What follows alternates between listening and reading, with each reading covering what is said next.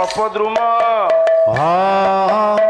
चिदानंद चिन्मय चिरसुंदर श्रीमान श्री श्री श्री राजा सत्य नारायण देवंक भक्ति वृत्ति अर्थे बाबा सर्वे बोलंतु आनंद एक बार हरे हरे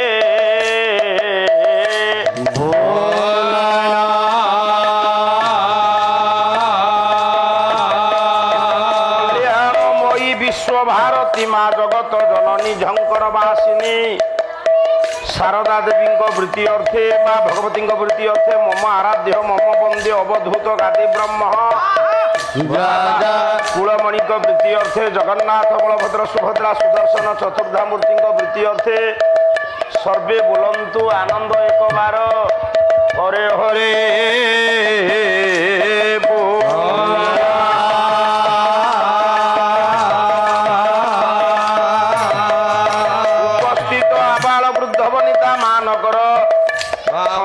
संपन्न गालुआ ग्रामर सत्यनारायण पाला अनुष्ठान सक्रिय कर्मी मानकर सभापति संपादक संयोजक आयोजक कोषाध्यक्ष मंडली मो माँ भौणी मानकर कुनाकुनी पिला मानकर नारायण सर्वस्मिनी काले सर्वविध कल्याण साधन करी अनुष्ठान को दीर्घजीवी करवा हुंतु सर्वे बोलंतु आनंद एक बार हरे हरे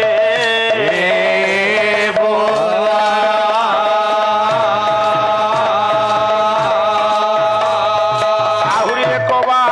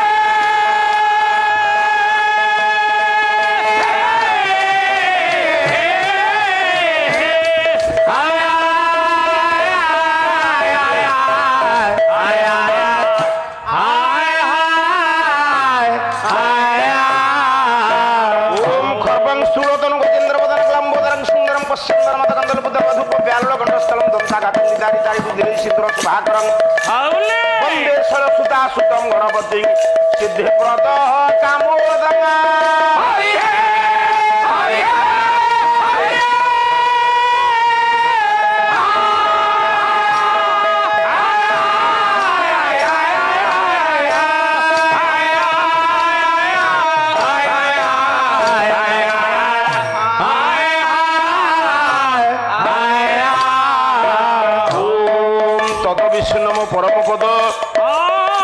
पश्यन्ति सुरयो दिवि वचखराततं त्रयंबक ददामहे सुगन्धिं पुष्टिवर्धनं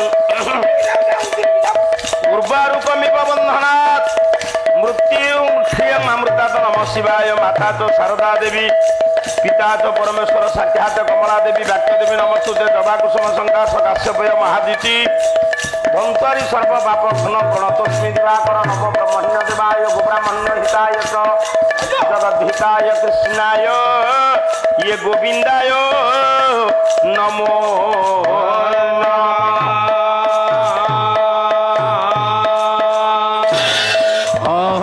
गोब्राह्मण्य हिताय च जगद्धिताय कृष्णाय गोविंदाय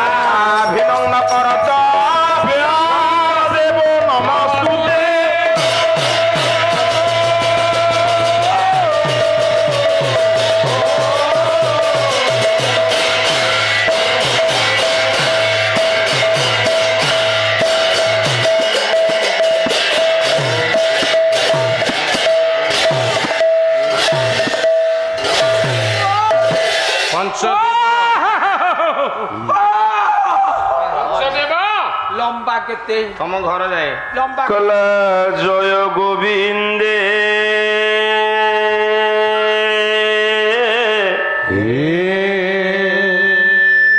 পরমানন্দে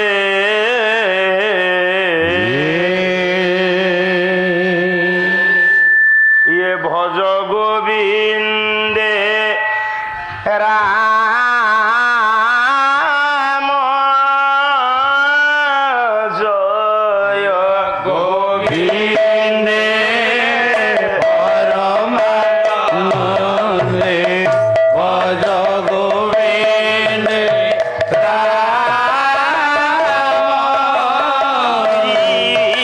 ধর সুন্দর নাগর নটবর গিরিধর সুন্দর নাগর নটবর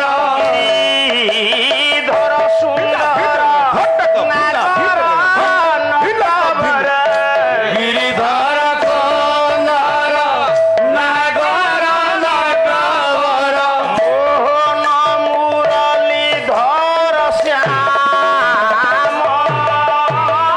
জয় গোবিন্দে পরমানন্দে ভজ গোবিন্দে রাম জয় গোবিন্দে পরমানন্দে ভজ গোবিন্দে রাম রূপরেখ নাহি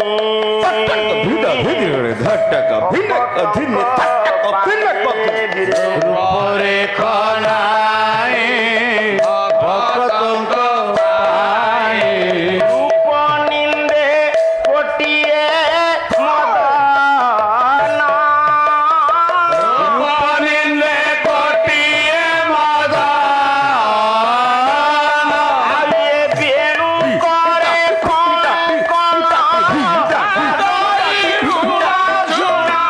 বেণু করে কঙ্কণ বাজায় রুণা জোড়া মোহন মুরলী ধর শ্যাম জয় গোবিন্দে পরমানন্দে ভজ গোবিন্দে রাম জয় গোবিন্দে পরমানন্দে ভজ গোবিন্দে রাম মন ভিরাম নয়নাভিরাম রাম নয়নাভিরাম মন ভিরাম নয়নাভিরাম মনভিরাম নয়নাভিরাম বচন শ্রবণ ভিরাম বচন শ্রবণ বিরাম আয়ে কিশোর বয়স মন মন আশা কিশোর বয়স মন মন আশা রূপ নিন্দে কোটি কোটি কাম জয় গোবিন্দে পরমানন্দে ভজ গোবিন্দে রাম জয় গোবিন্দে পরমানন্দে ভজ গোবিন্দে রাম এ রতন মন্দির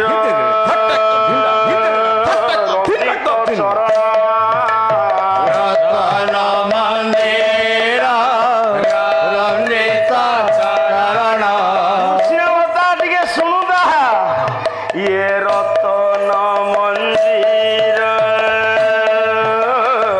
রঞ্জিত চরণ রতন মন্দির রঞ্জিত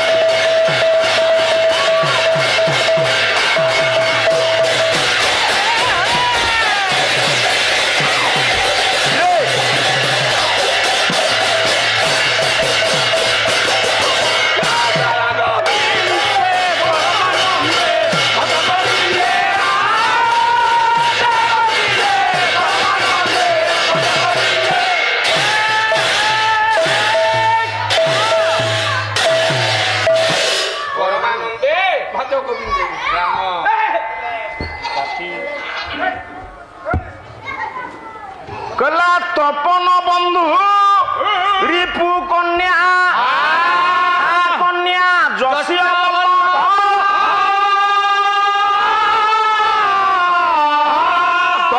ହାର ରିପୁ କାନ୍ତ କାନ୍ତ ବରଦ ଭାବ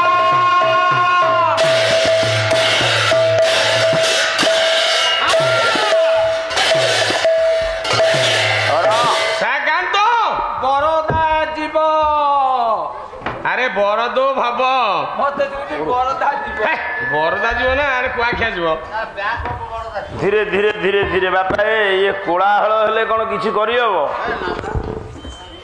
ସଂସ୍କୃତି ସମ୍ପନ୍ନ ଖୋର୍ଦ୍ଧା ଜିଲ୍ଲାର ଆର୍ଯ୍ୟଗ୍ରାମ ଦେବଗ୍ରାମ ପବିତ୍ର ପାବନ ଗ୍ରାମ ଗାଲୁଆ ଗ୍ରାମର ଗ୍ରାମ ବା ଗ୍ରାମାଧିବାସୀ ମାନଙ୍କର ଆନୁକୂଲ୍ୟରେ ସହଯୋଗରେ ପ୍ରଚେଷ୍ଟାର ଅର୍ଥ ଅପଚୟରେ ଏ ବାବୁ ଏ ବାପା ଏଥିରେ ପାଥାଟିକି ପୁରା ଲୁହ ଯାଇ ଯେ ସାମ୍ବତ୍ସରିକ ମହାମହୋତ୍ସବ ବିଦଗ୍ଧ କଳା ପାଲାକଳର ଆଜି ତୃତୀୟ ରଜନୀ ଆମ୍ଭମାନଙ୍କର ପ୍ରଥମ ସ୍ତବକ ପ୍ରଥମ ଅଧିବେଶନ ପ୍ରଥମ ପାଖୁଡ଼ା ପାଲା ଏହି ପରିପ୍ରେକ୍ଷୀରେ ଉପସ୍ଥିତ ଆବାଳ ବୃଦ୍ଧ ବନିତା ମାନଙ୍କର ସର୍ବବିଧ କଲ୍ୟାଣ ସାଧନ କରିବା ଉଦ୍ଦେଶ୍ୟରେ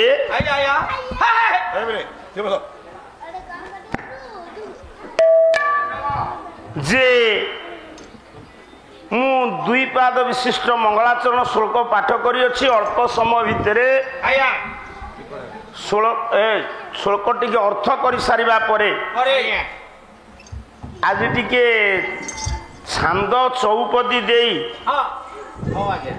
ପୁରୁଣା ଢାଞ୍ଚାରେ ପାଲା ଗାଇବା ଅବଶ୍ୟ ପୁରାତନ ଗାୟକ ମାନଙ୍କ ପରି ହେଇପାରିବନି ତଥାପି ତାଙ୍କ ପଛକୁ ରହିବ ଛାନ୍ଦ ଗାଏ ମତେ କହିଲ ନାଇଁ କଣ କରିଥାନ୍ତି ତୁ କଣ କମ ଧରଉ କି ତୁ ପାଟି ପାଖକୁ ପାଖକୁ କରୁ ଧରଉନ ସାର୍ ମୋ ମନ ଅଛି ଧରିବାକୁ ହେଲେ ମୋ ସ୍ତ୍ରୀ ମନା କରୁଛି କଣ କହିଛି କହିଲା ତୁ ଗୋଟେ ଭିଡିଓ ପଡି ତୁ ଆମର ଧରିବୁନି ମୋର ମନ ଅଛି ତତେ ଭଲ ପଇସା ଦେବାକୁ କିନ୍ତୁ ମୋ ସ୍ତ୍ରୀ କହିଛି ଯିଏ ଭଲ ନ ଧରିବ ତାକୁ ଭଲ ପଇସା ଦବୁନି ତମର ସ୍ତ୍ରୀ ଅଛି ନାଇଁ ତୋରି ଏକା ଅଛି ଇଏ ବୁଦ୍ଧି ତୁ ଆଗରୁ ବାହାର କରୁନଥିଲୁ ସେଇମାନଙ୍କର ସଂସ୍ପର୍ଶରେ ଆସିବା ପରେ ଏ ପ୍ରକାର ବ୍ୟତିକ୍ରମ ବୁଦ୍ଧି ତ ଅନ୍ତର୍ଜଗତରେ ସୃଷ୍ଟି ହେଇଛି ତାହେଲେ ଆପଣ ମାନଙ୍କର କଲ୍ୟାଣକାରୀ ହେବେ କିଏ ନା ତପନ ବନ୍ଧୁ ରିପୁ କନ୍ୟା ତପନ କହିଲେ ସୂର୍ଯ୍ୟ ସୂର୍ଯ୍ୟଙ୍କର ବନ୍ଧୁ କିଏ ପୁରାଣ ପୃଷ୍ଠାକୁ ଉନ୍ମୋଚନ କଲେ କେବଳ ଭଗବାନ ବିଷ୍ଣୁ ପଦ୍ମ ଧାରଣ କରନ୍ତି ତା ନୁହେଁ କିଏ କିଏ ଧରନ୍ତି ସୂର୍ଯ୍ୟ ନାରାୟଣ ବି ପଦ୍ମ ଧାରଣ କରନ୍ତି ଲକ୍ଷ୍ମୀ ଦେବୀ ପଦ୍ମ ଧାରଣ କରନ୍ତି ବ୍ରହ୍ମା ବିଶ୍ୱ ସୂର୍ଯ୍ୟ ଆବ୍ଜୋନି ବେଦପତି ବ୍ରହ୍ମା ପଦ୍ମ ଧାରଣ କରନ୍ତି ସୂର୍ଯ୍ୟ ନାରାୟଣ ବିରଞ୍ଚି ନାରାୟଣ ପଦ୍ମ ଧାରଣ କରନ୍ତି କିନ୍ତୁ ଆପଣ ମାନେ ସମସ୍ତେ ଜ୍ଞାନୀ ପଣ୍ଡିତ ଶିକ୍ଷିତ ଅମର କୋଶରେ ଅମର ସିଂହ ପଣ୍ଡିତେ ଭଗବାନ ବିଷ୍ଣୁଙ୍କର ଚାରୋଟି ହାତରେ ତିନୋଟି ଆୟୁଧର ନାମ ପ୍ରକାଶ କଲା ବେଳେ ପଦ୍ମ ନାମଟା ପ୍ରକାଶ କରିନାହାନ୍ତି ଆୟୁଧ ନା କଣ ଗଦା ନାମ କୌମୋଦକୀ ଶଙ୍ଖ ପଞ୍ଚଜନ୍ୟ ଚକ୍ର ସୁଦର୍ଶନ ପଦ୍ମ ନାଁଟା ଅମର କୋଶରେ ନାହିଁ ଆଜ୍ଞା ତାହେଲେ ବ୍ରହ୍ମ ପୁରାଣରେ ବ୍ୟାସ କହିଲେ ଭଗବାନ ବିଷ୍ଣୁ ଯୋଉ ପଦ୍ମ ଧାରଣ କରନ୍ତି ସୂର୍ଯ୍ୟ ଯୋଉ ପଦ୍ମ ଧାରଣ କରନ୍ତି ଲକ୍ଷ୍ମୀ ଯୋଉ ପଦ୍ମ ତାର ନାଁ କଣ କଣ କହିଲା ଦ୍ୱିତୀୟ ପଦାବ୍ଜ ଜଗଦୀଶ ଭୁଜେ ରାଧା ଗବିବାସ ପଦମଙ୍ଗ ସ୍ୱୟଂଭୁବାଚ କର ଦ୍ରୁହିଣ ରବି ପ୍ରିୟାଜ ପୁଅ ନାମ ସାର ସାକ୍ଷ୍ୟ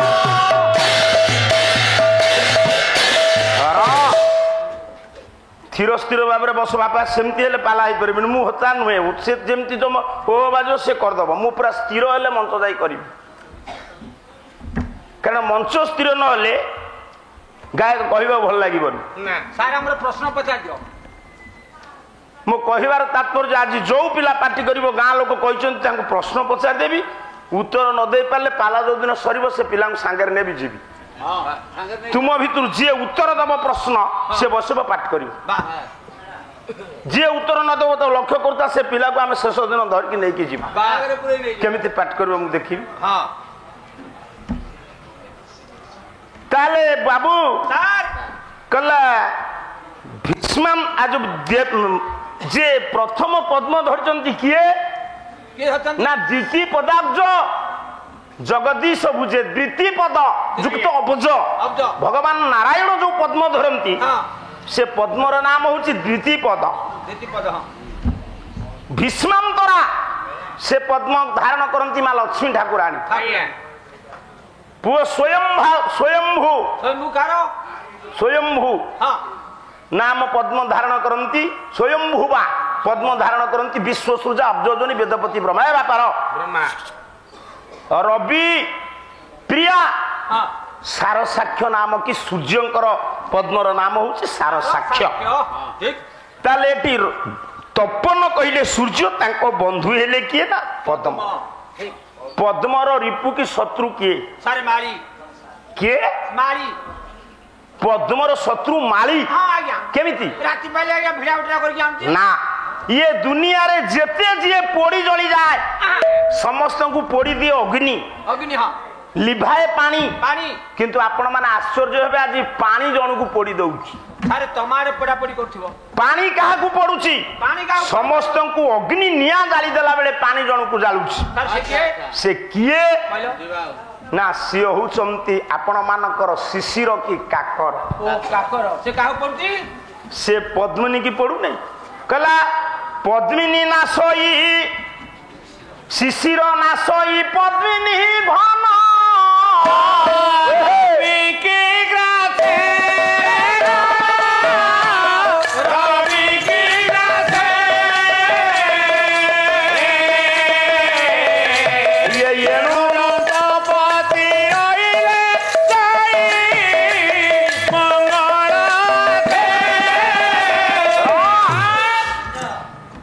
कवि गंगाधर मेहर किचक बधरे कहले शिशिर नाशई पद्मिनी पद्म फूलर शत्रु होचंती पंडित शिशिर काकर की हिम हिमवंतर दुल्लणी की कन्या किए पार्वती माँ पार्वती पर्वतराज नंदिनी शुल्क कहला पार्वती बल्लभ किए सार शिव नुह देवदेव महादेव आशुतोष शिला पर ध्रुजटी अकृत कर्ता अमृतमंता अशरण शरण पद्म पलासलोचन पटियसी शंकर भगवान पाला प्रथम आ गायक युव सम्राट कहउचंती अनैची कौ साहित्य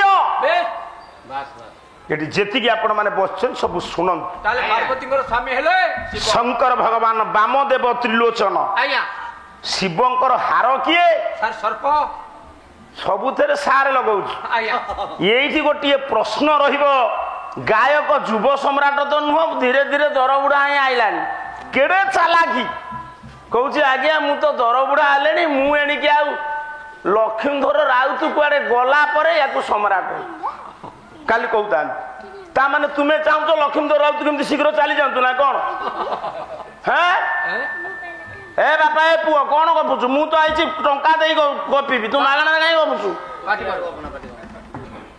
मो कहिबार तात्पर्य जे आपण माने विचार करंतु शिवंक गळा रे कोन सर्प को साप नाग साप नाग ना बासुकी नाग शिव पंचाक्षर शंकराचार्य लिखिले कहले नागेंद्र हाराय त्रिलोचनाय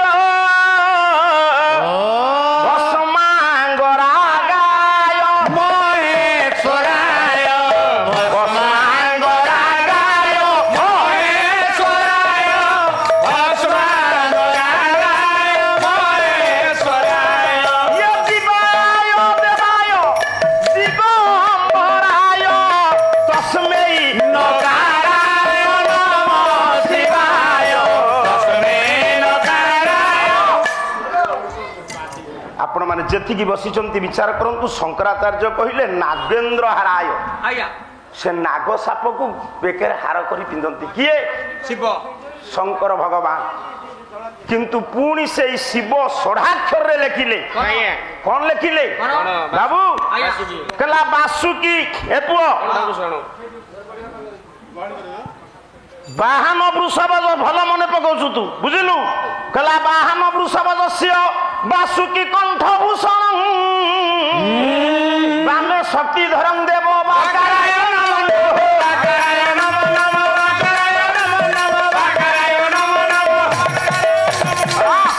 ঠিক কথা ବାହନ ବୃଷଭ ଯସ୍ୟ ବାସୁକି କଣ୍ଠଭୂଷଣ ସାରେ ବାସୁକି କୂଳ ଅଲଗା ନାଗ କୂଳ ଅଲଗା ନାଗ ମାନଙ୍କ ଭିତରେ ଶ୍ରେଷ୍ଠ ଅନନ୍ତ ସର୍ପ ମାନଙ୍କ ଭିତରେ ଶ୍ରେଷ୍ଠ ବାସୁକି ଶ୍ରୀମଦ ଭଗବତ ଗୀତାରେ ଦିଟା ପର୍ଯ୍ୟାୟରେ ତାଙ୍କୁ କଣ ଅନ୍ତର୍ଭୁକ୍ତ କରାଯାଇଛି ତାହେଲେ ତୁମେ ମତେ ଆସିକି ଦ୍ୱିତୀୟ ଥାକରେ କହିବ ଶିବ ବାସୁକି କି ବେକରେ ପକାନ୍ତି ନା ନାଗକୁ ଶୋକ ଗାଇ କହିବ କବିଙ୍କର ଲେଖା ଗାଇ କହିବ ବାହାଦୁରରେ ମନକୁ କହିଲେ ହବନି ନା ଆମେ ଯାହା ଗାଏ କହିଛୁ କିଏ କବିଙ୍କ ଲେଖାକୁ ଶିଖିକି ଆପଣଙ୍କ ଆଗରେ କହୁଛୁ ମୁଁ ମୂଳରୁ କହିଛି ଆମ ଠାରୁ ଆପଣ ମାନେ ଜ୍ଞାନୀ ବସିଛନ୍ତି କାଲି ଯେମିତି ମନକୁ କହିଦେଲ ବାପାଙ୍କର ଏ ସ୍ୱାମୀର ସ୍ତ୍ରୀ ହଉଛି ଝିଅ ପ୍ରମାଣ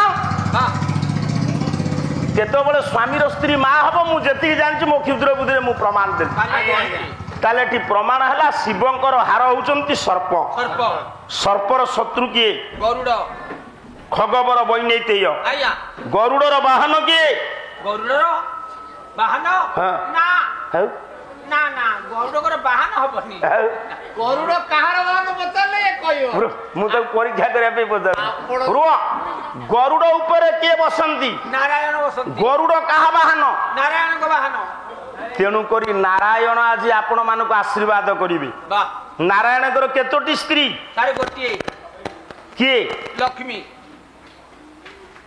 ନାରାୟଣଙ୍କର 3 ସ୍ତ୍ରୀ ଏବେ ନୂଆ ବାହା ହେଇଥିବେ ପ୍ରଥମେ କଣ ନାରାୟଣ ଲକ୍ଷ୍ମୀ ବାହା ହେଇଥିଲେ ଆଉ କାହାକୁ ନା ଗୋଟେ ପଦ ମନେ ପଡେ ବଳରାମ ଦାସଙ୍କର କହିଲା ଖଗ ଆସନେ ଖଗପତି ହସନ୍ତି ଲକ୍ଷ୍ମୀ ସରସ୍ୱତୀ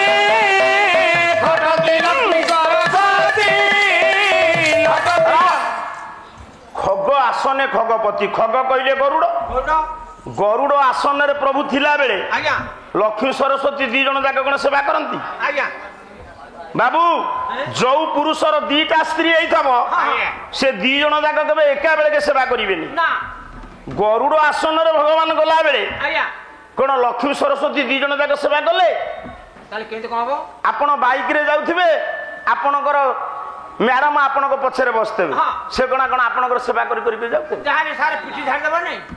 ତାହେଲେ ଖଗ ଆସନେ ଖଗପତି ଖଟନ୍ତି ଲକ୍ଷ୍ମୀ ସରସ୍ୱତୀ ଭଗବାନ ଯେତେବେଳେ ଖଗ ଆସନରେ ଥିଲେ ସେତେବେଳେ ଲକ୍ଷ୍ମୀ ସରସ୍ୱତୀ ଖଟନ୍ତି ଖ କହିଲେ ପଣ୍ଡିତେ କଣ ଗର୍ତ୍ତ ଖମଣି ମଣ୍ଡଳକୁ ତୁ ହାତ ବଢାଇଲୁ ରେ ଖ କହିଲେ ଗର୍ତ୍ତ ଗ କହିଲେ ଗମନ କରିବା ଗାତ ନ ଖୋଳି ଗାତରେ ରୁହେ କିଏ ସର୍ପ ମାନଙ୍କ ଭିତରେ ଶ୍ରେଷ୍ଠ କିଏ ଅନନ୍ତ ଅନନ୍ତରେ ଶୟନ କରନ୍ତି କିଏ ନାରାୟଣ ଖଗ ଆସନେ ଖଗପତି ଗରୁଡ ହଉଛି ବାହନ ଗରୁଡ ଆସନ ନୁହେଁ ଆପଣଙ୍କର ଯୋଉ ଗାଡିରେ ଆପଣ ଯିବା ଆସିବା କରନ୍ତି ଆପଣ ତାକୁ ବାହନ କହିବେ ନା ଆସନ କହିବେ ତାହେଲେ ଗରୁଡ ତ ଭଗବାନଙ୍କୁ ନେଇ ତ୍ରିଭୁବନ ଯାଏ ସେ କେମିତି ହେଲା ଆସନ ଖ କହିଲେ ଗାତ ଘ କହିଲେ ଗମନ କରିବା ଭଗବାନ କଣ କରନ୍ତି ନା ଅନନ୍ତ ଶୟନରେ ଶୁଅନ୍ତି ସେ ହଉଛି ଆସନ ଯୋଉଠି ଆପଣ ଶୋଇବେ ସେଠି ବି ବସି ପାରିବେ କଣ ପୁଅ ବୁଝୁଛୁ ସେଇଠି ଥିଲା ବେଳେ ଭଗବାନ ବିଷ୍ଣୁଙ୍କର ପ୍ରଥମ ସ୍ତ୍ରୀ ଭଗବାନଙ୍କର ସେବା କରେ ସ୍ତ୍ରୀ କେତେ ଜଣ 3 ଜଣ ତାହେଲେ ପ୍ରଥମ ସ୍ତ୍ରୀ ଆଗେ କିଏ ପ୍ରମାଣ ଲକ୍ଷ୍ମୀ କହିଲେ ବସୁଧେମ ଗର୍ଭସୀ ଶେଷାଙ୍କ ପରିସାଇନି ପୂଜାର ମେ ଦେଇ ମେ ସ୍ଥାନ ନମସ୍ତୁତେ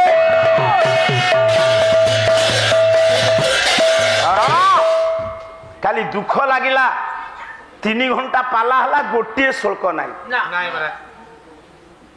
ଛାଡ଼ ସେଥିରୁ କଣ ମିଳୁଛି ଆମର ପୁଅ ଶେଷାଙ୍କ ପରିସାଇନି ଆପଣଙ୍କର ଶୋଇଥିଲା ବେଳେ କୋଉଠି ଅନନ୍ତ ଶୟନରେ କିଏ ନାରାୟଣ ବସୁଧା ମାତା ସେବା କରନ୍ତି ତାହେଲେ ନାରାୟଣଙ୍କର ଗୋଟେ ସ୍ତ୍ରୀ ବସୁଧା ସ୍ତ୍ରୀ ହେଲେ ବସୁଧା ବସୁଧା ହଉଛନ୍ତି ବିଷ୍ଣୁ ପତ୍ନୀ ନମସ୍ତୁତେ। ଏବେ ଜଗନ୍ନାଥଙ୍କ ପାଖରେ ଶ୍ରୀଦେବୀ ସହିତ ଭୂଦେବୀ ଅଛନ୍ତି, ତେଣୁ ବସୁଧା ହଉଛନ୍ତି ଭଗବାନ ବିଷ୍ଣୁଙ୍କର ସ୍ତ୍ରୀ। ଲକ୍ଷ୍ମୀ ସରସ୍ୱତୀ ହେଲେ 3। ଆଚ୍ଛା ତାହେଲେ ଯଦି ନାରାୟଣଙ୍କର 3ଟା ସ୍ତ୍ରୀ, ଆଚ୍ଛା ବ୍ରହ୍ମାଙ୍କର କେତେଟା ସ୍ତ୍ରୀ? ବ୍ରହ୍ମାଙ୍କର 3ଟା ସ୍ତ୍ରୀ। ତାଙ୍କ ସ୍ତ୍ରୀ ଗୋଟି ଗୋଟି କହିଲ। ମୁଁ କଣ କହିବି, ଜଗନ୍ନାଥ ଦାସ କହିଲେ, କହିଲା ସୁରା ସାବିତ୍ରୀ ଗାୟତ୍ରୀ ଇଏ 3 ବ୍ରହ୍ମାଙ୍କର।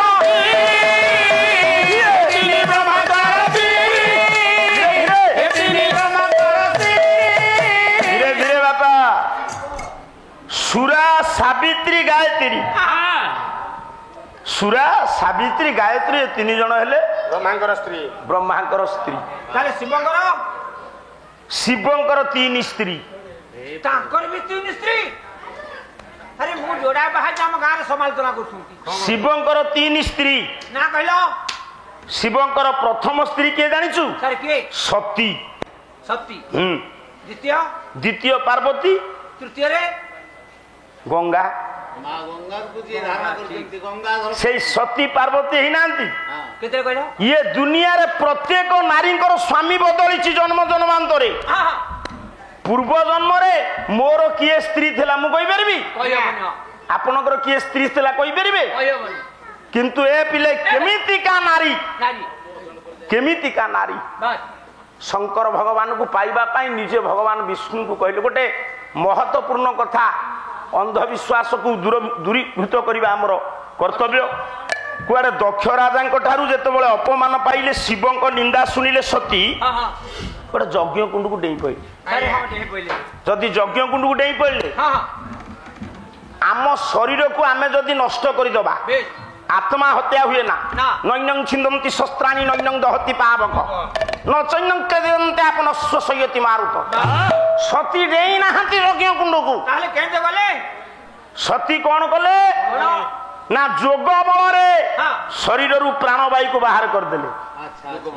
କାରଣ ଶରୀରକୁ ନଷ୍ଟ କଲେ ଫାଶୀ ଦ୍ୱାରା ହେଉ ବା ରଶି ଦ୍ୱାରା ହେଉ, ବିଷ ଦ୍ୱାରା ହେଉ, ପାଣି ଦ୍ୱାରା ହଉ, ଅଗ୍ନି ଦ୍ୱାରା ହଉ, ଅଶୀ ଦ୍ୱାରା ହେଉ, ଆମେ ଆମ ନିଜ ଶରୀରକୁ ନଷ୍ଟ କରିଦେଲେ 7 ଜନ୍ମ ପର୍ଯ୍ୟନ୍ତ ମନୁଷ୍ୟ ଜନ୍ମ ପାଇବାନି। ସତୀ ଯଦି ଯଜ୍ଞ କୁଣ୍ଡକୁ ଡେଇଁଲେ, ପାର୍ବତୀ କେମିତି ହେଲେ? ଶିବଙ୍କର ସ୍ତ୍ରୀ ତାଙ୍କର ଚଳିବ, ତାଙ୍କୁ ଛାଡ଼ି ନାଇଁ। ସେଇ କାଳିଦାସ ଲେଖିଛନ୍ତି, ସେଇ ତୁଳସୀଦାସ ଲେଖିଛନ୍ତି, ଯଜ୍ଞ କୁଣ୍ଡକୁ ଡେଇଁ ନାହାନ୍ତି।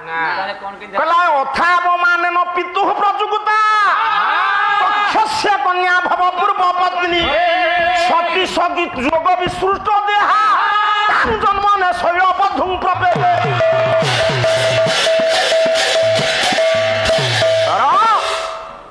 ଆମେ ଆଗ ଅନ୍ଧବିଶ୍ୱାସକୁ ଦୂର କରିବା ସମାଜରୁ କର୍ତ୍ତବ୍ୟ।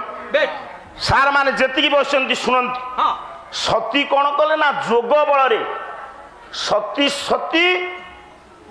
ଯୋଗ, ନିଜ ଯୋଗ ବଳରେ ପଣ୍ଡିତ କଣ କଲେ ନା ପ୍ରାଣାୟାମ ସୂତ୍ରରେ ଶରୀରରୁ ପ୍ରାଣବାୟୁକୁ ଉଡେଇ ଦେଲେ। ସେଇ କଥାକୁ ତୁଳସୀଦାସ ଲେଖିଛନ୍ତି। ସତୀ ପ୍ରାଣବାୟୁକୁ ଉଡେଇବା ପୂର୍ବରୁ ଭଗବାନ ବିଷ୍ଣୁଙ୍କୁ ସ୍ମରଣ କଲେ। କହିଲେ ସତୀ ମୋର ତ ହରିଶନ ବାର ମାଗା, ସତୀ ମୋର ତ ହରିଶନ ବାର ମାଗା, ଜନମ ଜନମ ଶିବ ପଦ ଅନୁରାଗା, ଜନମ ଜନମ ଶିବ ପଦ ଅନୁରାଗା। ସତୀ ମୋର ତ ହରିଶନ ବର ମାଗା। ସବୁବେଳେ ଲକ୍ଷ୍ୟ ବେକ ବଙ୍କା ହେଇଯିବ ଚାହିଁ ଚାହିଁ। ଆଉ 2ଟା ପାଳିଆରେ କଣ ପାଲା ହବ ମ? ଡଙ୍କ ମୋଡି ହେଇଯିବ ପାଲା ଜାଗାରେ ପହଞ୍ଚିଲେ। ଏଠି ଯେତିକି ଆପଣ ମାନେ ବସୁଛନ୍ତି ସବୁ ଶୁଣନ୍ତୁ।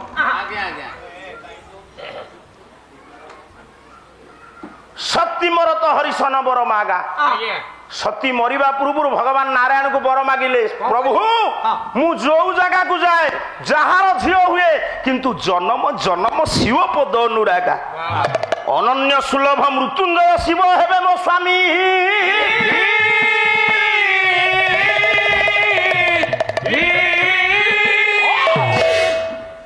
ଶଙ୍କର ଭଗବାନ କୁ ସେ ସ୍ୱାମୀ ରୂପରେ ପାଇଲେ। ପତି ହେଲେ କେତେ? ପତ୍ନୀ 3 ହେଲେ, 3 ହେଇଗଲେ। 3 ପତ୍ନୀ ଶିବଙ୍କର, ବ୍ରହ୍ମାଙ୍କର 3, ସେଇ ବ୍ରହ୍ମା ବିଷ୍ଣୁ ମହେଶ୍ୱର ଆଜ୍ଞା ଗୁରୁମି ତିନି ବସୁମତୀ କିଏ ଲକ୍ଷ୍ମୀ ସରସ୍ୱତୀ ଆଜ୍ଞା ସୁରା ସାବିତ୍ରୀ ଗାୟତ୍ରୀ ସତୀ ପାର୍ବତୀ ଗଙ୍ଗା ପୀଠସ୍ଥିତ ସତ୍ୟନାରାୟଣ ଆଜ୍ଞା କେବଳ ଏ ଅଞ୍ଚଳର ନୁହଁ ଓଡ଼ିଶାର ମା ଜଗତ ଜନନୀ ଭବ ଭୟ ହାରିଣୀ ବିଦ ବିନୋଦିନୀ ସତ୍ୟ ସନାତନୀ ମା ବାଣପୁର ସ୍ଥିତା ଭଗବତୀ ଦେବୀ ମା କାଳିଜାଇ ଠାକୁରାଣୀ ଉପସ୍ଥିତ ଆବାଳ ବୃଦ୍ଧ ବନିତା ମାନଙ୍କର ଆଜିର ଏ ତୃତୀୟ ରଜନୀର ପ୍ରଥମ ପର୍ଯ୍ୟାୟରେ ଯେତିକି ଜ୍ଞାନୀନ୍ଦ୍ର ପୁଙ୍ଗବାଜି ଏଠି ଉପନୀତ ହୋଇଛନ୍ତି ଆପଣ ମାନଙ୍କର ସମସ୍ତଙ୍କର ଉକ୍ତ ଗ୍ରାମ ଗାଲୁଆ ଗ୍ରାମର ଗ୍ରାମାଧିବାସୀ ମାନଙ୍କର ଅନୁଷ୍ଠାନର ସମସ୍ତ ସକ୍ରିୟ କର୍ମୀ ମାନଙ୍କର ସଭାପତି ସମ୍ପାଦକ ସଂଯୋଜକ ଆୟୋଜକ କୋଷାଧ୍ୟକ୍ଷ ମଣ୍ଡଳୀଙ୍କର ଶୁଭଦ ହୁଅନ୍ତୁ ସୁଖଦ ହୁଅନ୍ତୁ କୀର୍ତ୍ତି ଦାନ କରନ୍ତୁ ପ୍ରୀତି ଦାନ କରନ୍ତୁ ଶାନ୍ତି ଦାନ କରନ୍ତୁ ମୈତ୍ରୀ ଦାନ କରନ୍ତୁ ଏତିକି ଆମର ନମ୍ର ନିବେଦନ ପ୍ରଭୁଙ୍କ ପାଖରେ ଆମେ ନିବେଦନ କ'ଣ କରିବା କାହିଁକି ଚନ୍ଦନ ଦେଲ ତା ଦେହରେ ସିନ୍ଦୁର ନଗେଇଲାଣି ଏଇ ବେକାର କଥା ପୁଳେ ଜାଣିଛି କଲ୍ୟାଣକାରୀ ହୁଅନ୍ତୁ ଏ ଅନୁଷ୍ଠାନ ଦୀର୍ଘଜୀବୀ ହଉ ବରିଷ୍ଠ ପାଲା ଗାୟକ ମାନେ ଆସି ଏ ମଞ୍ଚରେ ପାଲା ପରିବେଷଣ କରି ମନ୍ତ୍ରମୁଗ୍ଧ କରନ୍ତୁ ଆଜି ଗୋଟେ ଆନନ୍ଦର ଦିନ ଆମ ନୀଳାଚଳ ନିଖିଳ ଉତ୍କଳ ପାଲା ପରିଷଦର ମୁରବୀ ଆଗରୁ ଥିଲେ ଏବେ ବି ମୁରବୀ ଅଛନ୍ତି ସମ୍ପାଦକ ପଦବୀରୁ ବିଚ୍ୟୁତ ହେଲେ ବି ନ ପଚାରିଲେ କିଏ କିଛି କରିଦେବ କରିଦେଇଛି ପରିଣତ ବୟସରେ ଉପଗତ ହେଲେ ବି ସୁଦ୍ଧା ଯୁବ ସୁଲଭ ଅନ୍ତର୍ଜଗତରେ ପ୍ରତୀୟମାନ କେବେ ହେଲେ ସେ ପଛକୁ ଆସିନାହାନ୍ତି ବୟସ ଏତେ ହେଲାଣି ବୋଲି ନିଜକୁ ଦୁର୍ବଳ ମନେ କରିନାହାନ୍ତି ବସିଛନ୍ତି ପୂଜ୍ୟପାଦ ଗୁରୁକଳ୍ପ ଗୁରୁ ତ ଗୁରୁକଳ୍ପ କ'ଣ ସୁଦର୍ଶନ ମହାପାତ୍ର ମହୋଦୟ ଏବଂ ଆପଣଙ୍କ ଅଞ୍ଚଳର ଜଣେ ଯୋଗ୍ୟ ଗାୟକ 60 ବର୍ଷ ଅତିକ୍ରମ କଲେ ବି ସୁଦ୍ଧା ଶିଶୁ ସୁଲଭ ମୁଖମଣ୍ଡଳ ଆମକୁ ଯିଏ କହିବ 60 ଭାଇନାକୁ ଯିଏ କହିବ 50 କାଳୁ ଭାଇନା ବସିଛନ୍ତି ତେଣୁକରି ଆଜି ଗୋଟେ ଖୁସିର ଦିନ କ'ଣ ଆମେ ବା ଆପଣମାନଙ୍କ ପାଖରେ ପାଲା କରିବୁ ଆମେ ଆପଣଙ୍କ ପାଲାକୁ ଦେଖିକିରି ପାଲା ଗାୟକ କଲ୍ୟାଣକାରୀ ହୁଅନ୍ତୁ ସର୍ବଇଷ୍ଟ ଖଣ୍ଡନ କରନ୍ତୁ ବୋଲ ଆନନ୍ଦ ଏକ ବାପା ଇଲୋଚନ୍ଦ୍ର ଶିରରେ ଯୁଦୁରା ଶିବ କର୍ଣ୍ଣରେ ଯୁଦୁରା ତାରା ବୋଲେ ବଉ ବଉ ବାଜେ ନିପଖରା ତାରା ବୋଲେ ବଉ ବଉ ବାଜେ ନିପଖରା ସପ୍ତସ୍ୱର ପିନାକ ଧନୁ ବାଜେ ଟିଣି ଟିଣି ନିଜ ରଘୁନାଥ ବୋଲେ ରାଖ ସୁଲ ପାନି ଟପ ଟପ କରିବାକୁ ଆଉ ନାହିଁ ବେଳ ଚାରିପଦ କଥା ମୋର ପାଲାର ସମ୍ବଳ ଯେତିକି ବସି ଅଛନ୍ତି ବିଦ୍ୱାନ ମଣ୍ଡନ ସମସ୍ତିକି ନିବେଦନ କରେ ସନାତନ ଆମେ ବୀର ଦରବାରେ ଏବେ ଆନନ୍ଦ ସାଗରେ ହରି ବୋଲ ହୁଳ ହୁଳିଏ କର ତାଳିଶ୍ୱରେ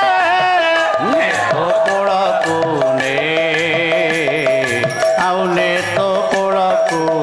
କେତେ ଜଣ ଦେଲେ ବାବୁ କେତେ ଜଣ ଦେଲ ନାହିଁ ଯେତେ ଜଣ ନଦେଲେ ବସି ମନେ ଭାବୁଛନ୍ତି ରହି କରି ହରି ବୋଲରେ ଏ ଚଳିଯିବ ଭାଇ ନିଜ ହରି ବୋଲ ଆଜ୍ଞା ନିଜ ପୁଣ୍ୟ ପାଇଁ କେହି କାହା ପାପ ପୁଣ୍ୟ ଭାଗି ହେବେ ନାହିଁ ଜଣେ ଖାଇଲେ କି ଅନ୍ୟ ଜଣକ ପେଟ ପୁରାଇ ଯେତେ ବସିଛନ୍ତି ମୋର ବିଦ୍ୱାନ ମଣ୍ଡନ ସମସ୍ତିକି ନିବେଦନ କରେ ସନାତନ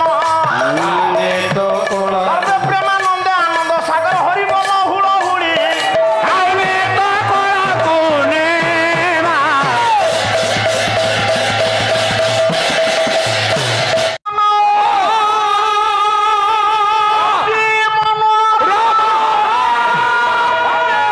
ସମ ଛବି ନା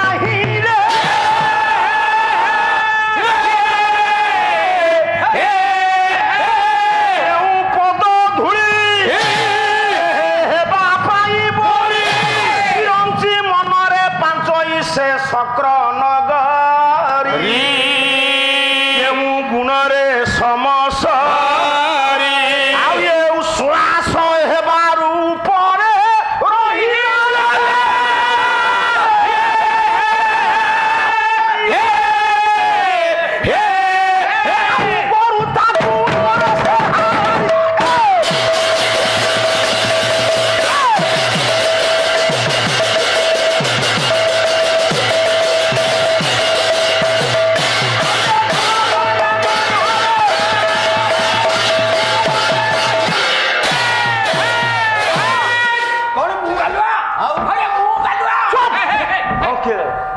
मत कहती गालुआटा कहीं कहला कहूनु चाह आनिबे चुप बिल्कुल चाहना ना खाली मोर पे कपट पठा चाह जमा दरकार नहीं समवेत सम्मानित साधु सन्त धीमंत मंडली एवं मोर अर्चनिया माँ माँ मां माने हां बाबू सर ये जे कौन प्रसंग आलोचना माध्यम को आसवा बेले एळे तीनोटी कथा आग दृष्टि की आसे स्थान काल पात्र पात्र ठीक कथा आज जो प्रसंग मु आलोचना करी आपण मान निकट रे आया से स्थान होची द्वारकापुर द्वारकापुर मु द्वारका देखिनी आज्ञा नाही जे थिला सर्वप्रथम कुशस्थली आया तापर हला द्वारका एबे आपनकर गुजरात गुजरात से कोठी तार कोठै ना भारत वर्षर पश्चिम दिगर अरब सागर भीतर आया आया ये द्वारकापुरटी केमिति हेछि अच्छा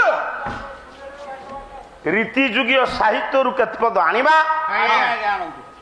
तापरे राजा किए देखिबा देखिबा स्थान होछि द्वारका आज्ञा आज्ञा काल समय होछि द्वापर जुग द्वापर जुग সময়টা দ্বাপর যুগ पात्र किए आसी ना ना না से द्वारकापुरटा केमिति हेछि आया কোনটো कवि सम्राट उपेन्द्र भंजकर गोटे पद गाउछि आसु कला ये गोचर नाही ये जोहिरे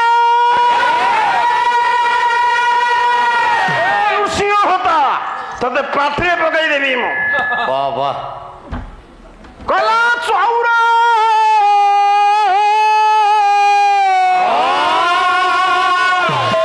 शब्द श्रुति रे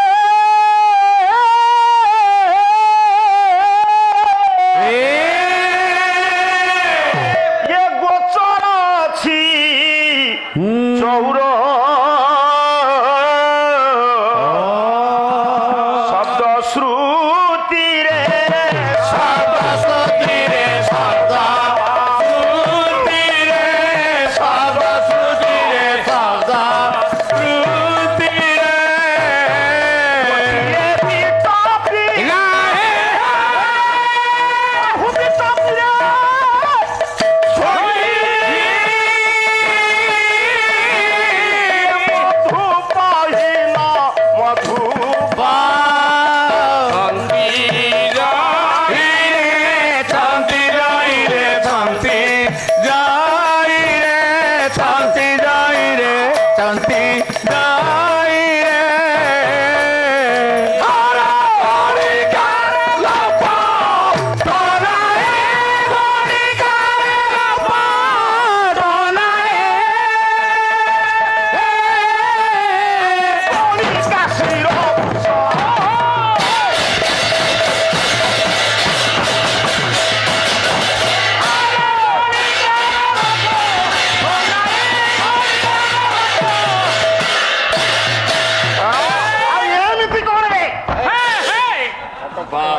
खट भागिले तमे पैसा दबो आज पूरा 2020 मैच एडे जेति के आपण माने बसछन सब सुनो आहा मु जानू हरा हेछि तू तो निज बुद्धि रे जानू हरा हेछु तते के जानू हरा करी ना हम ना परा निज बुद्धि रे एडे जेति के आपण माने बसछन सब सुनो आया धन्य तुमे कवि सम्राट उपेन्द्र भंज आया कोन कहले सारे घुमसरगढ़ योग्य दाय रीति जुगीय साहित्यर स्रष्टा कोन कहले कहले अछि नाही अछि भर नाही से राज्य रे हां गोचर नाही जई रे चौर शब्द श्रुति रे के काने रे सुनि नाहंती से राज्य रे चोर नाहंती तोर ना जा चोर अछंती आउ अथंती कोन बेदे रे हां आगे चोर अछंती ବେଦ ପୋଥିକି ଚୋରି କରିନଥିଲା ଶଙ୍ଖାସୁର। ଶଙ୍ଖାସୁର ମଦ୍ୟପ ନାହାନ୍ତି, ହେଲେ ମଦ୍ୟପ ଅଛନ୍ତି, ଭ୍ରମର ମାନେ ମହୁ ସଂଗ୍ରହ କରୁଛନ୍ତି ଫୁଲରୁ। ଆଜ୍ଞା ଆଜ୍ଞା ଟିକେ ଟିକେ କହିଦେଇକି ଯାଉଛି। ହଁ ଗଣିକା ନାହାନ୍ତି କିନ୍ତୁ ଜୁଇ ଫୁଲ ଅଛି। ଦୁଇ ଫୁଲୁ ଗଣିକା କଣ କଣ ପୁଅ ବୁଝୁଛୁ? ନାହିଁ ମୋ ମା ମାନେ ଜ୍ଞାନୀ ମାନେ ସବୁ ଶୁଣନ୍ତୁ। ଶୁଣ ଆଜ୍ଞା ୟାର ଅନୁରୂପ ଗୋଟିଏ ପଦ ମୁଁ ଆପଣ ମାନଙ୍କୁ ଶୁଣାଉଛି, କାରଣ ୟାର ଉପରେ ଗୁରୁତ୍ୱ ଦେଲେ ସମୟ ପଳେଇବ। ବେଶ ଆପଣ ମାନଙ୍କର ସେ ହଉଛନ୍ତି କିଏ କିଏ କହିଲେ ନା ଉତ୍କଳ ଘଣ୍ଟ ଯଦୁମଣି। ଯଦୁମଣି ମହାପାତ୍ର ସେ କଣ କହିଲେ କହିଲେ ଅଛି ନାଇଁ ଦ୍ୱିବିଧାର୍ଥ ଅଳଙ୍କାର ମାନେ ଏଠି ପାଲା ହଉଛି ଫେରେ ହଉନାହିଁ ଆଉ ବିରୋଧ। ଏଠି ଗୋଟେ କଥା ଅଛି ପୁଣି ଗୋଟେ ପୁଣି ଅଛି ଆଉ ନାହିଁ। ଆଚ୍ଛା କଣ ଅଛି କଣ କହିଲା କହିଲା ସକଟ ପ୍ରାତ ବିନାଶ କଟକେ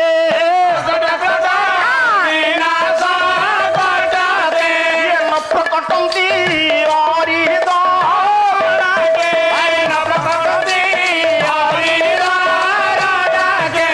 ମନ୍ଦ ସଂସର୍ଗ ତା ବଚନ ବାଦେ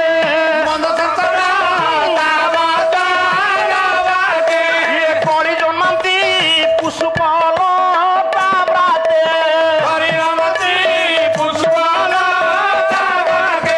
ଉଦ୍ବେଗ ମାତ୍ର ପୁଗେ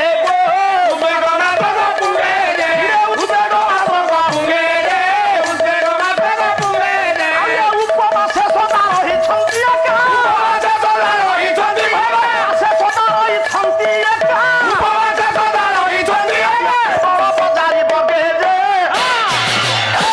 ବାବା ଯେତିକି ଆପଣ ମାନେ ବସିଛନ୍ତି ସବୁ ଶୁଣନ୍ତୁ। ଆଜ୍ଞା ଯଦୁମଣି କହିଲେ ଆଜ୍ଞା କହିଲେ ସେ ରାଜ୍ୟରେ ହଁ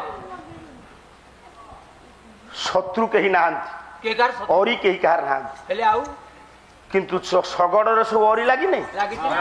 ସେ କେଁ କେଁ ହଉନି। ହଁ ତେଲ ଦିଆ ହେଇନି ଆଉ ହେ ପୁଅ, ଏ ହେ, ସେ ରାଜ୍ୟରେ କେହି କାହା ସାଙ୍ଗରେ କଳି କରନ୍ତିନି, ନା ନା କିନ୍ତୁ ସମସ୍ତଙ୍କ ବାରିଆଡେ କଳି ପେଣ୍ଡା ପେଣ୍ଡା ହିଁ ଝୁଲିଛି। ସାର୍ ସେ କଳି କିଏ କେହି କାହା ସାଙ୍ଗରେ ସିନା କଳି ଗୋଳ କରନ୍ତିନି, କଣ ଫୁଲ ଗଛରେ କଳି କଢ କୁଆଡେ ପଳେଇବ ନା ଫୁଲ ଗଛର ହବ ନା ଆଉ ପୁଅ। ସାର୍ ସେ ରାଜ୍ୟରେ କେହି କାହା ସହିତ ମନ୍ଦ ସଂସର୍ଗ କରନ୍ତିନି, ଆଉ ମନ୍ଦ କିନ୍ତୁ ଠିକ ବସନ୍ତ ଅଇଲା ବେଳକୁ ମନ୍ଦ ପବନ ସମସ୍ତଙ୍କ ସଂସ୍ପର୍ଶ। ପବନ ଉଦ୍ବେଗୀ କେହି ନାହାନ୍ତି, ନା ନା କିନ୍ତୁ ଗୁଆ ପେଣ୍ଡା ପେଣ୍ଡା ହେଇ ଫଳିଛି, ସେ ଉଦ୍ବେଗ କହିଲେ ଗୁଆ। ଆଜ୍ଞା ବାପା ଆଉ ବେଳ ନାହିଁ ଦବା ପାଇଁ, ନା ନହେଲେ ଅଛି ଅଭିମନ୍ୟୁଙ୍କର ପଶୁ ପତଙ୍ଗାଦି କରି ଯେତେ ଛନ୍ତି ନର ନାରୀ ରାଗ ଅଛି ରାଗ ନାହିଁ। ସବୁରି ମନେ ବଢିଆ ଛାଡ଼ି ଦିଅ। କଥା ବହୁତ କଥା ଅଛି ଆଉ ଏବଂ ଭୂତ ଯୋଉ ରାଜ୍ୟ ପଣ୍ଡିତେ ଦ୍ୱାରାବତୀ କଟକ କଟକ ସାର୍, ସେ କଟକରେ ହଁ ରାଜା କିଏ ସାର୍ କିଏ ନା ସ୍ୱୟଂ ଭଗବାନ କୃଷ୍ଣ। ଓ ଦ୍ୱାରକାର ଅନ୍ୟ କେହି ଜଣେ ସାଧାରଣ ରାଜା ହବା ଆଉ କୃଷ୍ଣ ରାଜା ହବା, ହଁ ତା ଭିତରେ ପଣ୍ଡିତ ଫରକ ନାହିଁ। ଆଉ ଫରକ ହବନି କେମିତି ଯଦି ଜଣେ ରାଜା ତାଙ୍କ ରାଜ୍ୟକୁ ସଜାରି ନ ପାରିଲେ ହଁ ସେ କି ରାଜା? ଠିକ ଠିକ ଠିକ ଠିକ କୃଷ୍ଣ ଭଗବାନ ଏମିତି ରାଜନୀତି କରୁଛନ୍ତି, ହଁ ଆଜ୍ଞା କୌଣସି ଜଣେ ପ୍ରଜା ବେଶ କେହି ଶତ୍ରୁ ନାହାନ୍ତି। ନା ବା ସମସ୍ତଙ୍କର ଶତ୍ରୁ ନା। ବର୍ତ୍ତମାନ ଗଣତନ୍ତ୍ରରେ ସେ କିଏ ରାଜନୀତି କରୁଛନ୍ତି ମୁଁ କହିବିନି, ନା କିନ୍ତୁ ସମସ୍ତେ କେବେ ଓଡ଼ିଶା ସାରା ଲୋକ ମିତ୍ର ନଥିବେ, ଯିଏ ରାଜା ହୁଅନ୍ତୁ। ଆଜ୍ଞା ଆଜ୍ଞା 99 ଭାଗ ଯଦି ମିତ୍ର ଥିବେ 5 ଭାଗ ଶତ୍ରୁ ଥିବେ। ବେଶ କିନ୍ତୁ ସେ ଦ୍ୱାରାବତୀ କଟକରେ କୃଷ୍ଣ ନାରାୟଣ ଏମିତି ରାଜନୀତି କରୁଛନ୍ତି, ଏଇ ଗିରୁଆ ସାର୍ ସେ କଣ ବାବୁରେ, ଆଜ୍ଞା ସେ କୃଷ୍ଣଙ୍କ ବିରୁଦ୍ଧରେ କେହି ସ୍ୱର ଉତ୍ତୋଳନ କରୁନାହାନ୍ତି। ନା ନା ବାହ ସମସ୍ତଙ୍କୁ ସମଦୃଷ୍ଟିରେ ଦେଖୁଛନ୍ତି ଆଉ କଣ କହୁଛନ୍ତି ଜାଣିଛୁ? ସାର୍ କଣ କହିଲେ କବି ହେଲେ ଶୂଦ୍ରକ ବହି ମୂର୍ଚ୍ଛ କଟିକ ଆଇସରେ ଠେଙ୍ଗ ମୁଁ ମାଇଚା ତୁ ଏକା ଅଣ୍ଡିରା। ଏଠି କଣ ଅଣ୍ଡିରା କିଏ ମାଇଚା କିଏ ପରୀକ୍ଷା ହେଇପାରିଲାକୁ ଆସିବ? ଆମ ସାର୍ ଜଳଖିଆ ଖାଉନାହାନ୍ତି ଚୁପ୍! ବଦମାସି ପାଳିଆ ତାଙ୍କରି ଘରେ ଖରା ବେଳେ ଯାକ ପଶିଛୁ। ଆଜି ସାଲିଆ ଡ୍ୟାମ ଯାଇଥିଲୁ ତାଙ୍କ ବିରୁଦ୍ଧରେ ଯୋଉ କଥାବାର୍ତ୍ତା ଆମେ ହଉଥିଲୁ ତୁ କଣ କହିଦେଇଛୁ ନା କଣ? ଆଉ ସେ ମତେ ପଚାରିଲେ ଆଉ କହିନଥାନ୍ତି ତୁ କି ପାଳିଆ ଇଏ? ଟଙ୍କା ଦେଲେ କେତେ? 20 ଟଙ୍କା ଦେଇଥିଲି 20 ଟଙ୍କାରେ ଇଜ୍ଜତ ସାରିଦେଲୁ। 4ଟା ସବଳ ଆଉ ଚୁପ୍! ଶୁଣୁ, ଶୂଦ୍ରକ କହିଲେ ସେ ରାଜା କେମିତି? ବାହ ଜଣେ କେବଳ ପଣ୍ଡିତେ दानी हेले चलिबनी से राजांकर शिक्षागत योग्यता केते केते बड़ दानी केते बड़ धनी केते बड़ बलशाली ये गोटे श्लोक आसीबो कला दीना नांग कल्प वृक्ष सुगुण फल नत सज्जना नांग कुटुंबी शिक्षिता नांग सुचरित निकोषा शिलबेला समुद्र कर्ता नवमंता पुरुष गुण निधि दक्षिण दारा सत्व साध्य सजीव अत्यधिक गुण तोय स्वेच्छा संति बचान्य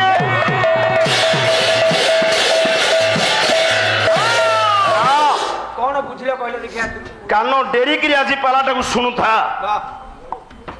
दीना नांग कल्प वृक्ष सुगुण फल नत सज्जना ना कुटुंबी कुटुंबी से राज्य रे प्रजा मान को एते मंगल करचंती भगवान कृष्ण कोठी द्वारकापुर रे द्वारका राजदांडा जो प्रजा माने चली जाती कहती आम राजा साक्षात कल्प वृक्ष सार जने राजा केवल दानी हेले राजनीति में फिटी हेबे ना दीनाना कल्प वृक्ष सुगुण फल नत दान देकरी जदि गर्व हो गला मन रे आपण मते गरीब ब्राह्मण बोली टंका 5,000 साहाय्य कले 5-50 लोक थिला बेले कहबे कौन बड़ बड़ कथा कहूँ बड़ असुविधा पड़ता टंका 5,000 देली गोटे कथा कहूँ चुप किंतु राजा मन में गर्व ना नम्रती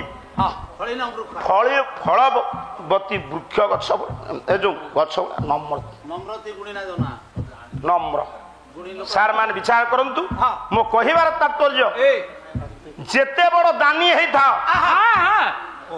ज्ञानी है था जदि पाठ न पढ़ राजा ही परिबो ना ताले कृष्ण केते पाठ पढ़िचंती सारे पाठ केते पढ़िचंती ये दुनिया रे विद्या जेते कृष्ण भगवान पढ़िचंती सेते सारे विद्या केते 32 विद्या को कृष्ण सब पढ़थले 32 विद्या रे मु 18 कहिबी आउ 14 दांठुआ गायक आउ 14 कहिबी बा मोर गोटे लक्षण मु जहाँ न जानथिबे हाथ जोड़ देबे आज्ञा जाननी हां कई मुंड काटिबेनी कारण आमे व्यास नु 7 जन्म पर्यंत शिखिले शिक्षा सरिबो ना ना कृष्ण पढ़िथिले 32 विद्या तहले 18 कहंतु सर कला अंगादि वेद सत्वार मीमांसा न्याय विस्तार पुराण धर्म शास्त्रंच विद्या हेतु चतुर्दश आयुर्वेद धनुर्वेद गांधर्व्य अर्थ साधन समिश्रिता विद्या विद्या अष्टादश भवे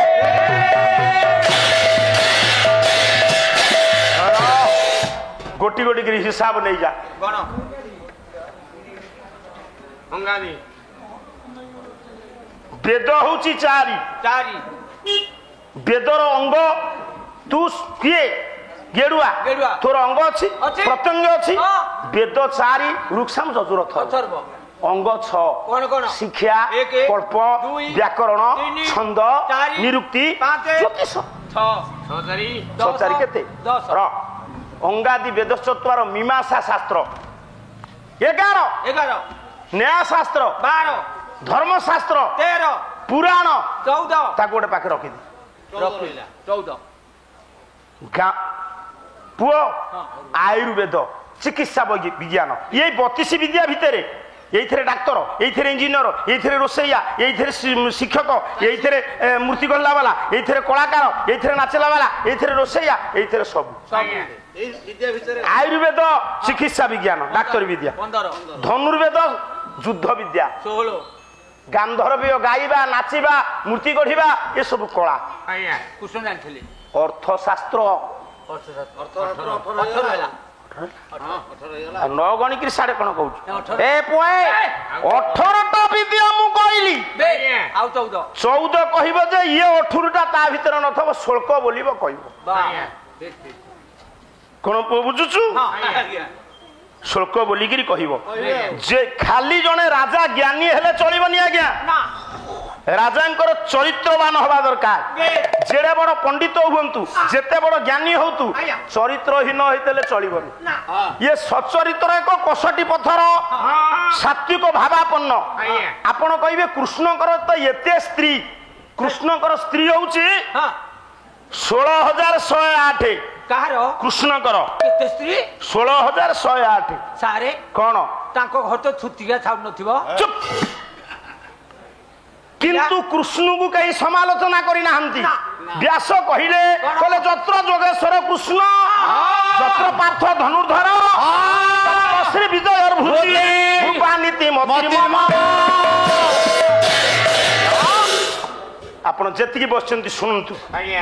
କୃଷ୍ଣ ନାରାୟଣଙ୍କର ଅନେକ ଜ୍ଞାନର ଅଧିକାରୀ ସେ ସଚ୍ଚରିତ୍ର ଏକ କଷଟି ପଥର ସାତ୍ବିକ ଭାବାପନ୍ନ ପୁରୁଷ ଗୁଣ ନିଧି। ଇଏ କୃଷ୍ଣଙ୍କର କୀର୍ତ୍ତି ଆଉ ବେଶୀ ସମୟ ନେବି ନାହିଁ। ଆଉ ଦୁଇଟି ଶ୍ଲୋକ ବୋଲିବି ଦାନ୍ତ ଝଡ଼ା ଶ୍ଲୋକ। କବି ହେଲେ ଶିରସ ବହି ହେଉଛି ନୈଷଧ୍ୟମ ଚରିତମ୍। ଇଏ ଶ୍ଲୋକ ତା ପାଟିରେ ପଶିବନି। ଇଏ କୃଷ୍ଣ ନାରାୟଣଙ୍କର ଏତେ କୀର୍ତ୍ତି ଏତେ ଯଶ କିନ୍ତୁ ଦୁଇଟି ଅପକୀର୍ତ୍ତି ମୁଣ୍ଡେଇଛନ୍ତି। ଆପଣ ମାନେ ବିଚାର କରନ୍ତୁ ଜ୍ଞାନୀ ଗୁଡ଼ି ବିବେକୀ ପଣ୍ଡିତ ମଣ୍ଡଳୀ। ଯେଉଁ କୃଷ୍ଣ ନାରାୟଣ ତାଙ୍କ ଜୀବନ କାଳ ଭିତରେ ଅନେକ ଦାନ ଦେଇଛନ୍ତି କୀର୍ତ୍ତି ଅର୍ଜନ କରିଛନ୍ତି ସେ କୃଷ୍ଣ ଅପକୀର୍ତ୍ତି କଣ ମୁଣ୍ଡେଇଲେ ନା ଦାନର ଉତ୍କର୍ଷତାକୁ ପ୍ରତିପାଦନ କରାଯାଇଛି। ଏ ପୁଅ ଆଡକୁ ସାଡକୁ ଚାହାନା ମତେ ଚାହିଁବୁ କଥା କହିବୁ। ଦାନର ଉତ୍କର୍ଷତାକୁ ପ୍ରତିପାଦନ କରାଯାଇଛି କଣ ବୁଝୁଛୁ? ଦାନର ଇଏ ଦିଟା ଅପକୀର୍ତ୍ତି ମୁଣ୍ଡେଇଛନ୍ତି ବହୁ ଦାନ ଦେଇ କିନ୍ତୁ ଦାନିକ ଉପରେ ପ୍ରମାଣ ସିଂହର୍ଷ ନୈଷଧ୍ୟମ ଚରିତ ବିଭଜ୍ୟ ମେରୁ ନଦର୍ଥେ ସାତ କୃତ୍ୱ ଦୁର୍ସର୍ଗ ଜଳ ବ୍ୟୟୀ ମରୁହୁ ଅମାନିତ ତେନଃ ନିଜାହାଜ ସଯୁଗଂ ବଦ୍ଧାସି କୁରାହାସି ଅସ୍ତିତଂ।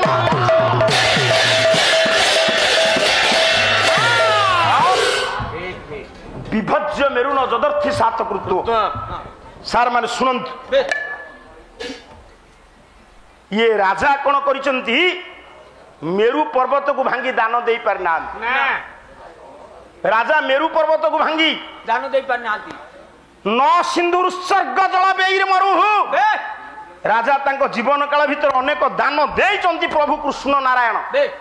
ଆପଣ ମାନେ ଯେତେବେଳେ କନକ ବେଦୀରେ କନ୍ୟା ଦାନ କରନ୍ତି ଶଙ୍ଖରେ ପାଣି ଟେକନ୍ତିନି? ଆଚ୍ଛା କେତେ ଝିଅ ଆମେ ଦାନ କଲେ ଗୋଟେ ସମୁଦ୍ର ପାଣି ଶୁଖେଇ ପାରିବା? କିନ୍ତୁ ମୋ ଶ୍ୱଶୁର ଘରେ ପାଣି ଶୁଖେଇ ଦେଲା। ପାଟି କରନା ବିଲକୁଲ ତ ଶ୍ୱଶୁର ଟଙ୍କାଟେ ଦେଇନି ତୁ ଯାଇଥିଲୁ ଶ୍ୱଶୁର ଘରକୁ ସାଇକେଲ ଚୋରି କରି ଆଇଲୁ ଚୁପକିନି ବ। ଇଏ ରାଜା ମେରୁ ପର୍ବତକୁ ଭାଙ୍ଗି ଦାନ ଦେଇ ପାରିନାହାନ୍ତି। ଦାନ ଦେଲା ବେଳେ ଉତ୍ସର୍ଗ ଜଳରେ ସମୁଦ୍ର ଦୁଇଟି ଅପକୀର୍ତ୍ତି ମୁଣ୍ଡେଇଛନ୍ତି। କେମିତି ଜଣା ପଡୁଛି ନା ଦ୍ୱିଫାଳ ବଧାସି କୁରାହାସିର ହସ୍ତିତଂ ତାଙ୍କର ମୁଣ୍ଡର କେଶକୁ ଦୁଇ ଫାଳ କରି କୁଣ୍ଡେଇଛନ୍ତି ବୋଲି ଜଣା ପଡୁଛି ଦୁଇଟି ଅପକୀର୍ତ୍ତି ମୁଣ୍ଡେଇଛନ୍ତି। ହ୍ୟାଲୋ ବିଶ୍ୱ କଲ୍ୟାଣମୟୀ ଆଦ୍ୟାଶକ୍ତି ମା ଜଗଜ୍ଜନନୀ ମା ଭଗବତୀର ଅପାର କରୁଣାରୁ ଆପଣମାନଙ୍କର ଉପସ୍ଥିତି କାମନା କରି ସେ ମାଙ୍କ ନିକଟରେ ପ୍ରାର୍ଥନା କରିବେ ଆପଣଙ୍କର ସେଇ ଭଗବତୀ ମା ଏବଂ ଶ୍ରୀ ସତ୍ୟନାରାୟଣ ଆପଣମାନଙ୍କର ମଙ୍ଗଳ କରିବେ। ଇଏ ହେଉଛି ଏକମାତ୍ର ଅନୁଷ୍ଠାନ ଆମମାନଙ୍କୁ ସମସ୍ତେ ଏକତ୍ରିତ କରିଛି। 5 ମିନିଟ୍ ଆମେ ସାର୍ଙ୍କର ସମୟ ଟିକେ ନଷ୍ଟ କରିବୁ। ଯାହା ହଉ ଆଜି ପରମ ସୌଭାଗ୍ୟର ସମ୍ପାଦକ ମହୋଦୟସୁ ଯିଏକି ଆମର ସୁଦର୍ଶନ ମହାପାତ୍ର ମହୋଦୟସୁ ଆଜି ତୃତୀୟ ଦିନ ପାଲାର ପ୍ରଥମ ପର୍ଯ୍ୟାୟରେ ଉପସ୍ଥିତ ଅଛନ୍ତି। ତତ୍ସହିତ ବାଣପୁର ବ୍ଲକ ସଭାପତି ପାଲା ଗାୟକ ବ୍ଲକ ସଭାପତି ଶ୍ରୀଯୁକ୍ତ ଦିଲ୍ଲୀପ କୁମାର ପଣ୍ଡା ମହୋଦୟଙ୍କୁ ସେ ମଧ୍ୟ ଆଜି ଏ ସଭାରେ ଆପଣମାନଙ୍କ ପାଖରେ ଉପସ୍ଥିତ ଅଛନ୍ତି। କାହିଁକି ମୁଁ କହିଲି କଥା ସେମାନେ ଏ ଅନୁଷ୍ଠାନ ପ୍ରତି ଅବଦାନ ଅନେକ।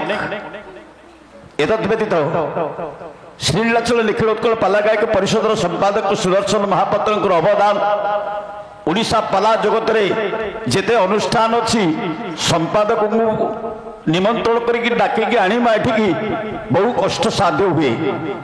ଆଜି ଏ ଗ୍ରାମବାସୀମାନେ ଆଜିର ଅନୁଷ୍ଠାନକୁ ତାଙ୍କୁ ନିମନ୍ତ୍ରଣ କ୍ରମେ ସେ ଆଜି ଆମ ପାଖରେ ଉପସ୍ଥିତ ଅଛନ୍ତି।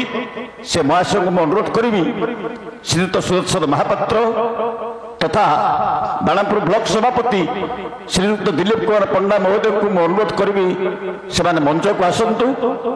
ଏ ଅନୁଷ୍ଠାନ ତରଫରୁ ତାଙ୍କୁ ଯତ୍କିଞ୍ଚିତ ସମ୍ମାନ ସ୍ୱରୂପ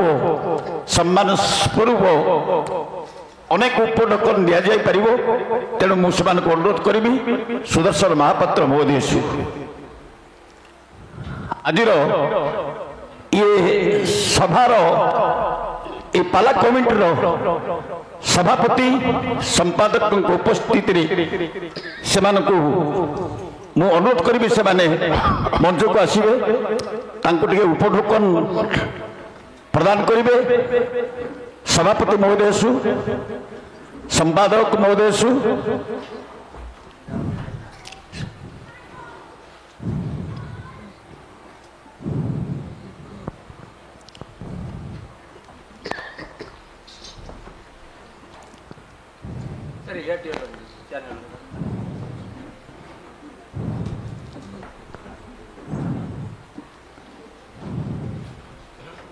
ବାଣପୁର ବ୍ଲକ ସଭାପତି ଯିଏକି ପାଲାବାଲାମାନଙ୍କର ସଭାପତି ସ୍ୱରୂପ ଆଜକୁ 2 ବର୍ଷ ଧରି ନିରବିଚ୍ଛିନ୍ନ ଭାବରେ ସେ ପାଲା କଳାକାରମାନଙ୍କୁ ଯଥେଷ୍ଟ ସମ୍ମାନ ଆଦର ଆଗ୍ରହ ସହିତ ଆମମାନଙ୍କୁ ଯଥେଷ୍ଟ ସାହାଯ୍ୟ କରିବା ସଙ୍ଗେ ସଙ୍ଗେ ସେ ଅନୁଷ୍ଠାନ ପ୍ରତି ତାଙ୍କର ଅବଦାନ, ସେଥିପାଇଁ ଆମେ କୃତଜ୍ଞତା ଜଣାଇବୁ ଅନୁଷ୍ଠାନ ତରଫରୁ। ମାତ୍ର 2 ମିନିଟ୍ ଭିତରେ ସମ୍ପାଦକ ମହୋଦୟଙ୍କୁ କିଛି କହିବା ପାଇଁ ଅନୁରୋଧ କରିବି। जय बाबा सत्यनारायण माँ भगवती इपटे बाबा सेपटे माँ उपस्थित समवेत सज्जन मंडली अनुष्ठान कर्मकर्ता सभापति संपादक और ग्रामवासी बंधुगण मोर परिचय सोना बाबू आपण को आगुर दे देइछंती जहाँ टी बाकी था ताकू मत परिचय पूर्ण कर सारे आपण मैंने कई केमतिका जानी मु 42 वर्ष श्री नीलाचल निकृत पालागाई परिषद सभापति संपादक दायित्व संपादन करी वर्तमान ट्रस्ट बोर्ड संपादक भाव में कार्यरत संगठन रु मुझे दूरेनी ये खोर्धा जिला ये गालुआ मंच ये तो आमर घर पाख मंच बोली कहले चले। सुंदरगढ़ संबलपुर मणई ये सब अंचल आउ झारखंड में आवश्यक पड़े मुझे से प्रबोधना दिए। ये पाला ओडिशार एक मूल्यवान संपत्ति। पाला माध्यम साहित्य संगीत वाद्य एवं कलार चर्चा सहित अवक्षयग्रस्त समाज को केमती सुधार हम सचेतनशील समाज गठन करने ये पालार भूमिका अनिवार्य।